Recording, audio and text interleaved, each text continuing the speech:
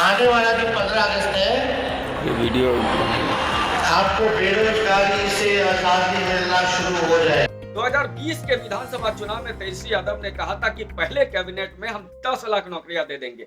वो पहला कैबिनेट हुआ नहीं, 17 महीने तक सरकार चली, सरकार गिर गई, लेकिन तेजस्वी यादव ने वो पहला कैबिनेट, वो पहला साइन नहीं किया जिसमें बिहार के 10 लाख लोगों को रोजगार मिल जाता। फिर एक नया सुगुफा 15 अगस्त का, क्या इससे बिहार की जनता संभलेगी? और मोदी का वो 2 करोड़ का वादा क्या हुआ? आज इस पर बात होनी ही चाहिए। लोकसभा चुनाव की घोषणा हो गई है तो सभी पार्टियां अपना अपना घोषणा पत्र लेकर के आ रही हैं। कांग्रेस पार्टी पहले लेकर आई, कल भाजपा लेकर आने वाली है और आज राष्ट्रीय जनता दल भी अपने तरफ से घोषणा पत्र लेकर के आए। क्या है उनके घोषणा पत्र में? तेजस्वी यादव ने ऐसा क्या कहा कि वो खुद फंसते नजर आ रहे हैं और वो कौन सी बातें हैं जो तेजस्वी यादव को फायदा पहुंचा सकती है? इन्हीं विषयों पर बात करेंगे। नमस्कार, मेरा नाम है अमित श्रीवास्तव और आप देख रहे हैं जनवाणी। ये वीडियो बहुत ही रोचक और जानकारी वाला होना है। आपके कुछ पुराने बातें जो आपको याद होगी या भूल गए होंगे उसे भी याद कराएंगे। क्या प्रभाव पड़ने वाला है ये भी हम बताएंगे, इसलिए इस वीडियो को अंत तक देखना बहुत आवश्यक है। तेजस्वी यादव ने जो जो बड़ी घोषणाएं की है उस पर एक एक बातों पर एक एक विश्लेषण प्रस्तुत करने का मेरा विचार है। आपसे निवेदन है कि इस वीडियो को देखिए, लाइक कीजिए, शेयर कीजिए और इस चैनल को सब्सक्राइब कीजिए और हो सके तो इसको चैनल को सब्सक्राइब कीजिए और शेयर कीजिए। लोग कमेंट में भी मुझे बताइए कि तेजस्वी यादव के वादे और दावों में कितना अंतर है, क्या वो सक्सेस हो पाएंगे, कितना फायदा होगा, इस पर हमें कमेंट करके बताइए। और हमारा वीडियो आपको कैसा लगा यह भी हमें कमेंट करके बताइए। तो शुरू करते हैं। तेजस्वी यादव आज घोषणा पत्र लेकर के आए बिहार। इसके पहले कांग्रेस पार्टी लेके आई। मैं घोषणा पत्र पे आने से पहले एक छोटी सी टिप्पणी और एक प्रश्न आप सबके सामने रखना चाहता हूं कि चूंकि कांग्रेस पार्टी और राष्ट्रीय जनता दल और तमाम विपक्षी दल जो विभिन्न राज्य सरकारों में सत्ता में हैं, तो फिर वो सब मिलकर के गठबंधन बनाए थे यूपीए, और इसका नाम अब बदल के उन्होंने इंडी गठबंधन रख दिया। जब ये सरकार यदि बनेगी तो ये सरकार तो एक कॉमन मिनिमम पे बात करेगी। तो घोषणा पत्र कांग्रेस अलग कर रही है, राजद अलग कर रही है, टीएमसी अलग कर रही है, सीपीएम अलग करेगा, केजरीवाल अलग घोषणा पत्र ला रहे हैं। तो ये समझ में से ही पड़े है कि यदि ये गठबंधन में एक साथ हैं तो फिर घोषणा पत्र सभी पार्टियों का अलग, और यदि सभी पार्टियों का अलग होगा तो क्या ये यूपीए सरकार और जो एनडीए वाजपेयी जी की सरकार थी वैसी मजबूरी वाली सरकार बनेगी? सबके अपने एजेंडे होंगे तो फिर देश की जनता का भला कैसे होगा? वो कहेगा कि इतना बजट हमें दे दो, वो कहेगा हमें दे दो, तो फिर देश की भलाई कैसे होगी? इस दौर में जब पूर्ण बहुमत की सरकार जहां भी रही है वो अपने हिसाब से सरकारें चला रही है, जैसे बंगाल में हो, केंद्र में हो, केजरीवाल हो, पंजाब में हो, या डीएमके हो, या कम्युनिस्ट का केरल में हो, उस समय में गठबंधन की सरकार का खींचातान हम बिहार वालों देख ही रहे हैं। कभी नीतीश कुमार पलटी मारते हैं, कभी राजद उनको पलटी मार के स्वीकार करता है, कभी बीजेपी पलटी मार के स्वीकार करता है। सभी पार्टियां पलटी मार बन रही हैं और बिहार की ऐसी तैसी हो रही है। क्या इसी तरह का मॉडल अब देश में बनेगा? इस पर ये एक बहुत बड़ा प्रश्न है जिस पर विचार करने की आवश्यकता है। जब ये लोग अपना घोषणा पत्र साझा नहीं कर सकते हैं तो फिर जनता का विकास कैसे करेंगे? ये एक बहुत बड़ा प्रश्न है। और क्या पूरा देश की स्थिति बिहार की स्थिति जैसी हो जाएगी? तो फिर जो बिहारी पलायन कर रहा है वो पलायन कैसे रुकेगा? और वो पलायन अब क्या देश के लोग विदेश में जाके पलायन करेंगे? ये बड़ा प्रश्न है। खैर, सबसे पहले तेजस्वी यादव ने आज बड़ी बातें जो की है, 4-5 बातों का मैं आज विश्लेषण करूंगा। इस वीडियो को स्किप मत कीजिएगा। आप पहले तेजस्वी यादव के उस वीडियो को देखिए, उस बयान को देखिए जिसमें वो नौकरी की बात कर रहे हैं। मैं तेजस्वी यादव का पहले इस बयान को सुनने की आपसे अनुरोध करता हूँ। पूरे देश में 30 लाख नौकरियां जो है रिक्त पड़ी है, उसको तो भरेंगे ही भरेंगे, लेकिन 70 लाख नौकरी का जो है पदों का हम लोग सृजन करेंगे। आप लोग जानते हैं नौकरी, बेरोजगारी सबसे बड़ा हम लोग का दुश्मन है। आज भाजपा के लोग इस पे कोई चर्चा नहीं करते।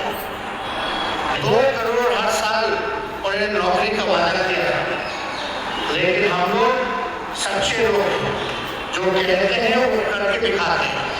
तो पूरे देश भर में 1 करोड़ लोगों को तेजस्वी यादव कह रहे हैं कि 30 लाख सरकारी नौकरियां रिक्त पद है। केंद्र सरकार ने अभी 2023 में ही लोकसभा और राज्यसभा में यह घोषणा किया था कि केवल 9 लाख कुछ हजार, तकरीबन 10 लाख सरकारी नौकरियां अभी रिक्त पद हैं पूरे देश के केंद्रीय सरकार में, और 30 लाख जो सरकारी नौकरियां का रिक्त पद है वो राज्य सरकारों को मिला के पूरे देश में। सबसे मजे की बात यह है कि भारत में 28 राज्य हैं वर्तमान में, जिसमें से केवल और केवल 12 राज्यों पे भारतीय जनता पार्टी, बाकी 16 राज्यों में यही इंडी गठबंधन की सरकारें हैं। वहां पर ये लोग अपनी राज्य सरकार की नौकरियां दे नहीं पा रहे हैं और ये बात कर रहे हैं कि हम 30 लाख नौकरियां दे देंगे। तो फिर ये कहेंगे वहां पे तो भाजपा शासित राज्य है, वहां वो नौकरियां तो राज्य सरकार देगी, तो फिर राज्य और केंद्र में तो द्वंद्व चलेगा, जिस तरह अभी चलता हुआ नजर आता है। और केंद्र सरकार राज्य सरकार की नौकरियां कैसे दे सकती है? 10 लाख रिक्त पद हैं और उसके बाद ये कह रहे हैं कि 70 लाख नौकरियां और हम सृजन करेंगे, पद बढ़ाएंगे। अब 70 लाख मतलब ये हास्यास्पद नहीं है कि 7 गुना ज्यादा सीटें आप उस व्यक्ति से क्या काम कराएंगे? आप मनरेगा मजदूर बनाएंगे, समझ में आता है। आप प्राइवेट नौकरी की बात करते हैं, समझ में आता है। आप मुद्रा लोन की बात करते हैं, समझ में आता है। आप फैक्ट्री या छोटे छोटे कुटीर उद्योग जो ओडीओपी है, 1 डिस्ट्रिक्ट 1 प्रोडक्ट, या ऐसी जो योजनाएं चल रही हैं उसके लिए आप रोजगार दे सकते हैं। लेकिन आप 7 गुना, मतलब चुनावी समय है, आप इनसे पूछिए कि भैया चांद तारे दे दोगे? तमाम राजनीतिक दलों से, मैं तेजस्वी जी की बात नहीं कर रहा हूँ, मोदी जी हो या नीतीश जी हो या राहुल गांधी हो, इनसे बोलिएगा भैया चुनाव के पहले चांद दे दोगे? तो बोलेगा बेटा अभी तो अमावस्या है, पूर्णिमा को आने दो, तुमको चांद भी दे देंगे। यही स्थिति है। 70 लाख अभी कुल रिक्त 30 लाख, और उसका डबल से भी ज्यादा आप कहां से पद लाएंगे भाई? और लाएंगे तो पैसे कहां देंगे? आप क्या मजाक कर रहे हैं तेजस्वी जी? आप राहुल गांधी जी के साथ रहते रहते आप भी राहुल गांधी जी की तरह भाषा का प्रयोग करने लगे।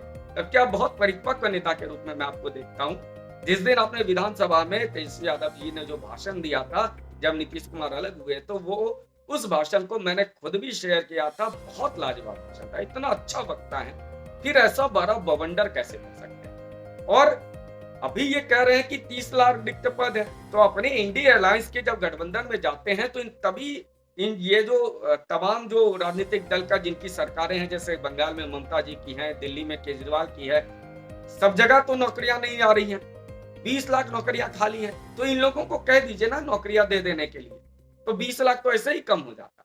फिर 10 लाख आप मोदी जी पे कहते।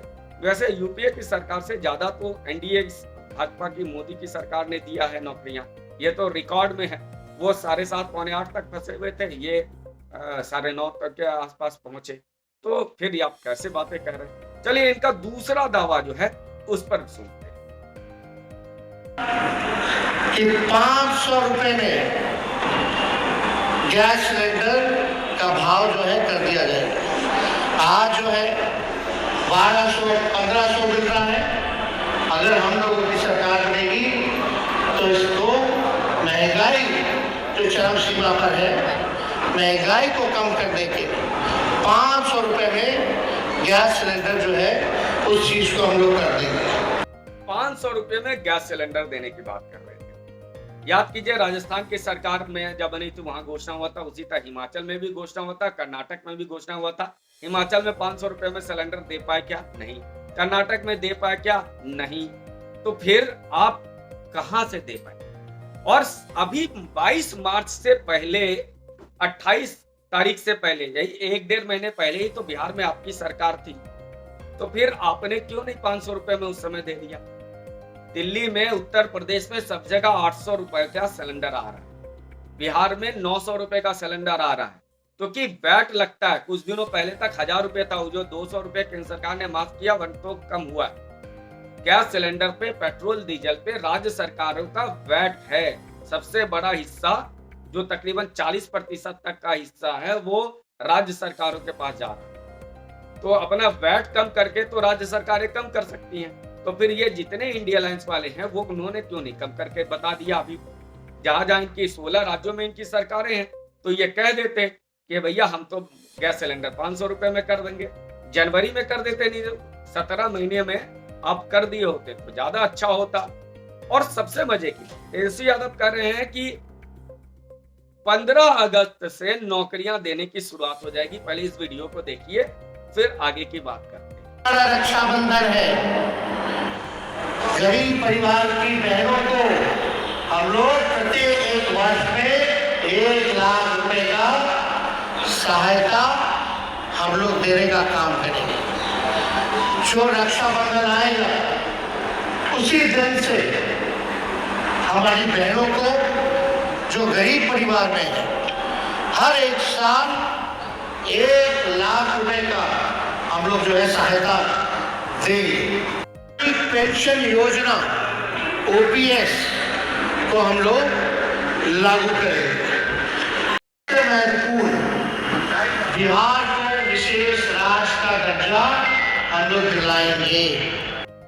ये कह रहे हैं ओपीएस, ओल्ड पेंशन स्कीम। आप केंद्र से ओपीएस की मांग क्यों कर रहे हैं? राज्य सरकारों में कितने लोगों ने ओपीएस दे दिया। हिमाचल में इन्होंने कहा था कि पुराना पेंशन लागू करेंगे, लागू तो कर नहीं पाए। इन्होंने कहा था हम 1-1 लाख रुपया महिलाओं को देंगे, तेजस्वी यादव ने। वो 1 लाख रुपए जब देने की बात आप कर रहे हैं, 1000 रुपया कांग्रेस ने कहा था कि हिमाचल की महिलाओं को देंगे, कर्नाटक की महिलाओं को देंगे, नहीं दे पाए हैं। आज महीनों हो गया चुनाव जीते हुए, साल लग गए चुनाव जीते हुए, कर्नाटक में नहीं दे पाए। 1000 रुपए तो 1 लाख कैसे देंगे? और नरेंद्र मोदी कह रहे हैं कि हमने 1 करोड़, और जो सरकारी दावा है कि 1 करोड़ महिलाओं को लखपति दीदी हम बना चुके हैं, इसको 3 करोड़ तक लेकर के जाना है। तो फिर ये बताइए कि जो नरेंद्र मोदी ऑलरेडी कर रहे हैं आप उसी की घोषणा कर रहे हैं। और आपने घोषणा किया क्योंकि अभी तक तो आप दे नहीं पाए।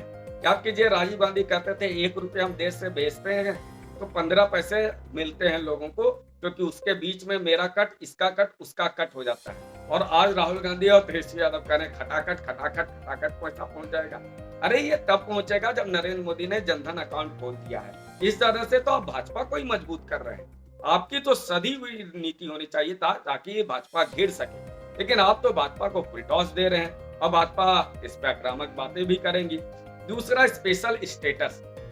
स्पेशल स्टेटस हर वो पार्टी, चाहे वो भाजपा हो, चाहे वो जदयू हो, चाहे वो राजद हो, चाहे कांग्रेस, जब सत्ता में रहते हैं तब ये भूल जाते हैं स्पेशल स्टेटस, और जैसे ही विपक्ष में आते हैं ये मांग करने लगते हैं। जब अभी चुनाव से पहले तक, जब तक नीतीश कुमार इधर नहीं आए थे, नीतीश कुमार भी स्पेशल स्टेटस की मांग कर रहे थे। आज खत्म हो गया स्पेशल स्टेटस। ये बताता है इन लोगों की सोच कितनी भ्रामक, कंफ्यूज करने वाली है। स्पेशल स्टेटस किस नाम पे देंगे? आपने 17 महीने में अगर 17 फैक्ट्रियां लगा दी होती तो आपको लगता कि हाँ इनको सुविधाएं मिलनी चाहिए। आप इन्हें अगर लॉ एंड ऑर्डर को सुधार दिया रहता तो मिलनी चाहिए। किस नाम पे स्पेशल स्टेटस दे? क्या आप 17 वर्षों तक निकम्मे हैं? चाहे वो भाजपा हो, चाहे जदयू हो, चाहे कांग्रेस हो, चाहे राजद हो, आप लगातार 30 वर्षों से आप ही लोग सत्ता में बैठे हुए हैं और अपने निकम्मेपन को छिपाने के लिए स्पेशल स्टेटस मांग रहे हैं। जो भी राजनीतिक दल मांग रहा हो, चाहे सम्राट चौधरी हो, नीतीश कुमार हो, तेजस्वी यादव हो, चाहे कांग्रेस पार्टी हो, आपके 30 वर्षों से आप सत्ता में हैं, उसके बाद भी आप स्पेशल स्टेटस मांगते हैं, तो ये आपके निकम्मेपन का प्रमाण। आपने कुछ नहीं किया। एक बिहारी का ये दर्द है इन चारों ही पार्टियों और कम्युनिस्टों से भी। इसलिए मैं कह रहा हूं कि घोषणा पत्र पर नहीं जाइए। जो वादे पूरे हुए और जो वादे पूरे कर सकते हैं उन पर विचार करके वोट कीजिए, और वोट अवश्य कीजिए। आपका वोट ही बिहार की तरक्की कराएगा। उम्मीद करता हूं ये वीडियो आपको पसंद आया हो। पसंद आया तो कृपया इसको लाइक कीजिए, शेयर कीजिए और कमेंट में मुझे बताइए कि आपको ये वीडियो कैसा लगा। मेरी आलोचना करिए, मुझे ज्यादा पसंद आएगा, और इस चैनल को सब्सक्राइब करिए।